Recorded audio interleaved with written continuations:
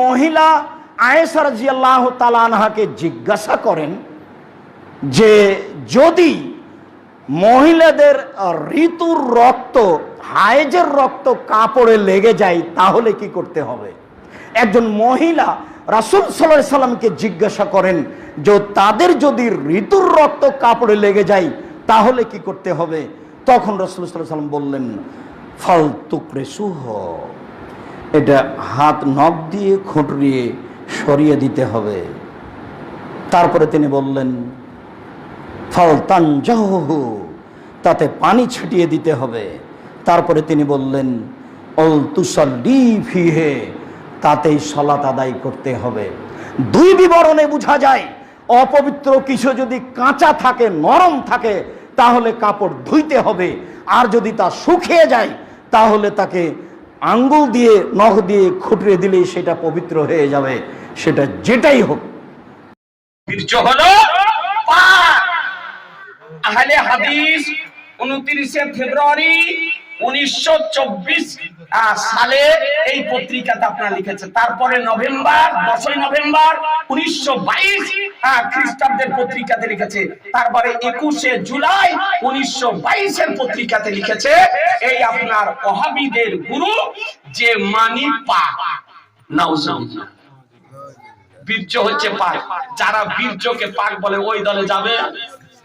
এই জোরে বলেন না যাবে না মুসলমান।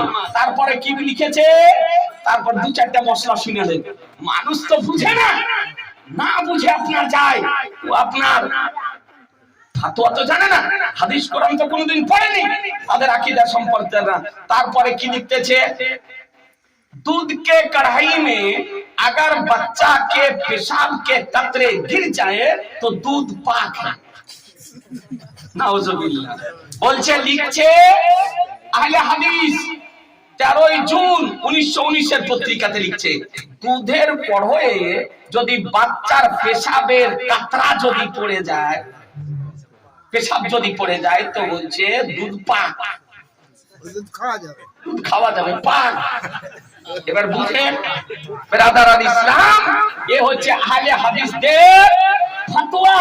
আরেকটা ফতোয়া শুনেন কি লিখেছে, खिंजीर के पेशाब के सिवा बाकी सब हयानू का पेशाब पाक है। বলছে যে খিনজির মানে শুকুর, শুকুরের পেশাব ছাড়া সমস্ত জন্তু পশুর পেশাব হলো পাক। বলে খা গরুর পেশাব, ওকে ধরে খাওয়ান যে পাক তো খা, উটের পেশাব খা, গরুর পেশাব খা, ছাগলের পেশাব খা।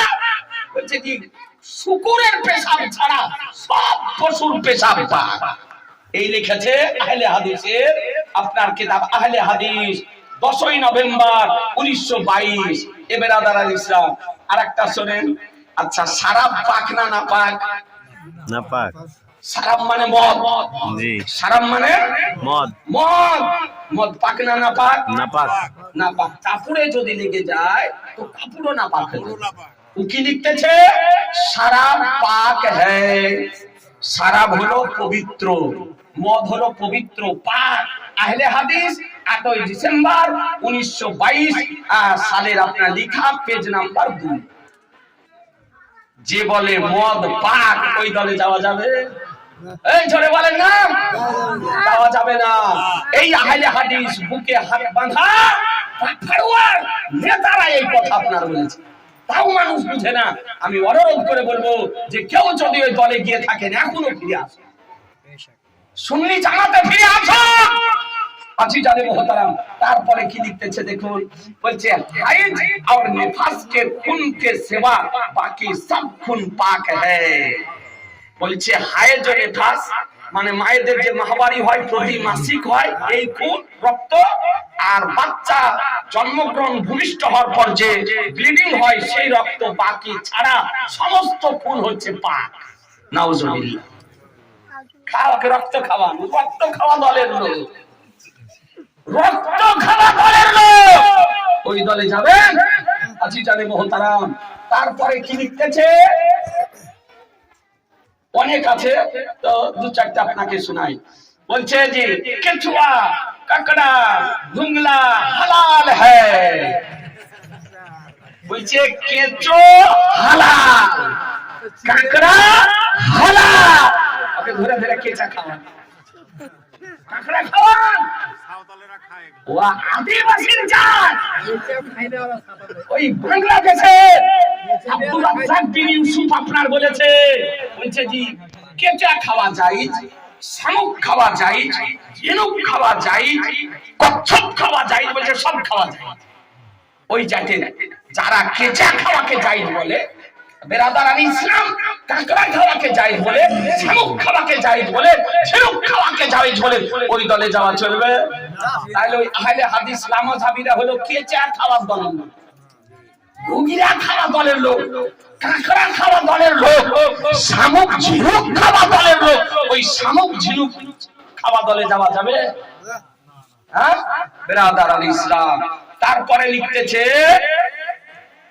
যে কাফের কা জাবিহা হালাল হ্যায়, বলছে কোন কাফের ডোম মেথর হিন্দু যদি কোনো পশু জবাই করে দেয়, তো বলছে আর জবাইকৃত পশুর মাংস খাওয়া যায়।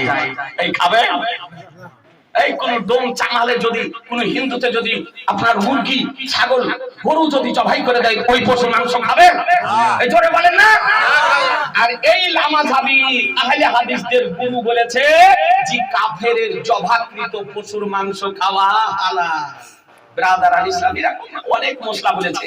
ব্রাদারান ইসলাম আরেকটা আপনাকে বলে দিই কি কথা বলেছে। আহলে হাদিস 8ই মার্চ 1929 খ্রিস্টাব্দের পত্রিকা, তাতে লিখছে জঙ্গি জরুরাতকে নিয়ে সিনেমা দেখনা জায়েজ হ্যায়, বলছে যুদ্ধের প্রয়োজনের জন্য সিনেমা দেখা জায়েজ। সিনেমা খোর ওই লামাযাবি আহলে হাদিস হলো যারা সিনেমাকে জায়েজ বলতে পারে। ব্রাদারান ইসলামের আলো সিনেমা খোর যারা সিনেমা দেখা জায়েজ বলে, ওই দলে যাওয়া যাবে? ওরা সিনেমা দেখার দলের লোক, মানুষ বুঝতে পারে না। আজিজানে মুহতারাম তারপরে কি লিখতেছে ব্রাদারান ইসলাম, অনেক কথা লিখেছে, রাত্রি হয়ে গেছে, আর একটা আপনাকে মশলা শুনিয়ে দিই। তারপরে কি লিখতেছে যে হায়েজা কো কোরআন পড়নে কি ইজাজত হ্যায়। নাউজুবিল্লাহ, জোরে বলেন নাউজুবিল্লাহ। আহলে হাদিস 13 জুন 1919 খ্রিস্টাব্দের পত্রিকা বলছে হায়েজা মানে যে মায়েদের মাসিক হয়, মাসিক অবস্থায় মাসিক মেন্স হয়েছে, তো এই মেন্স হওয়া মহিলা বলছে কোরআন শরীফ পড়ার অনুমতি আছে। আস্তাগফিরুল্লাহ। বলুন মুসলমান, মেন্স অবস্থায় মাসিক অবস্থায় কোরআন শরীফ পড়া যাবে না? হারাম।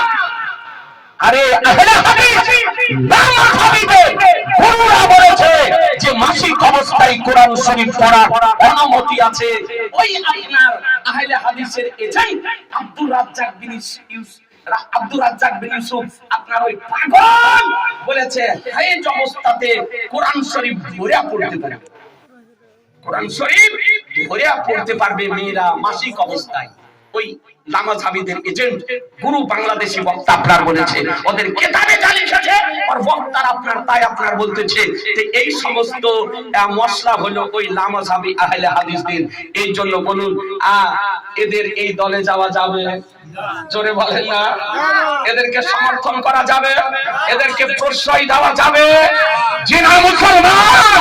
সুতরাং আপনাদেরকে সুন্নি জামাতের পক্ষ থেকে এই মেসেজ দিতে চাই, কোন ভাই ভুলবশত আহলে হাদিসে লামাযাবিতে গায়ের মুতাল্লিক ওয়াহাবিতে গিয়ে যদি থাকুন, এখন আপনার সময় আছে সুন্নি জামাতের প্ল্যাটফর্মে ফিরে আসুন। ইহজগত মঙ্গল হবে, পরজগত মঙ্গল হবে। আপনাকে ফিরে আসার জন্য আমি ইসলামের দাওয়াত দিতেছি, আমি সুন্নি জামাতের পক্ষ থেকে আপনাকে আহ্বান করতেছি। সুবহানাল্লাহ। আজিজানে মুহতারাম, অনুরোধ করব যে এই দলে যাওয়া মানে জাহান্নামে যাওয়া। সুতরাং এই দলে না গিয়ে আপনি সুন্নি জামাতের প্ল্যাটফর্মে পাহাড়ের মতন স্থির থাকুন। আর কোন ভাই ভুলবশত যদি গিয়ে থাকেন, কারো প্ররোচনায় প্ররোচিত হয়ে যদি গিয়ে থাকেন, এখনো সময় আছে, তোমার দরজা খোলা আছে। শক্তি জামাতের প্ল্যাটফর্মে আসুন, ফিরে আসুন, ফিরে আসুন। ইহ জগত মঙ্গল হবে, পর জগত মঙ্গল হবে। এ বিরাদার ইসলাম। আর